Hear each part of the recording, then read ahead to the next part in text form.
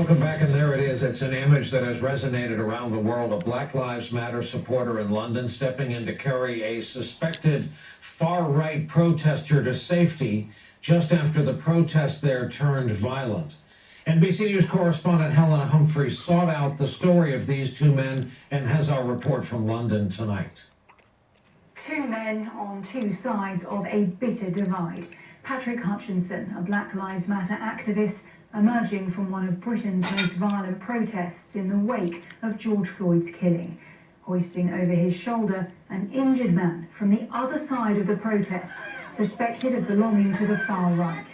The moment captured in an instantly iconic image, the motive stopping the violence. In essence, we protected him, but ultimately I was protecting our young black children from being incarcerated for murder or whatever crime would have been committed. Hutchinson, along with his friends Pierre, Jermaine, Chris and Lee, call themselves a band of brothers, fighting a peaceful war against racism that pervades the UK, as it does the US, and coming together today to relive that moment. I just felt like if I don't go there and try and do something, it's just going to look bad if anything goes wrong. Looking beyond Britain, they have a blunt message for America. So your leader, America's leader, people need to address him. But it seems that you Americans are too scared to speak up to a man like Donald Trump and his behavior and his mindset. It's way too easy for a police officer to shoot a black man, an unarmed black man in America, just because they fear us, you know?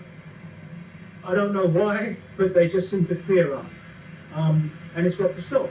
Remarkably, Patrick and his friends shrug off the label heroes, saying they were just doing the right thing. But the fact of the matter is, they stepped up, they intervened, and they're calling on others to do the same in the fight against systemic racism. Unity, you know, we've all got to stand together, you know, to fight oppression and equality. It's not black versus white, it's everybody versus the racists.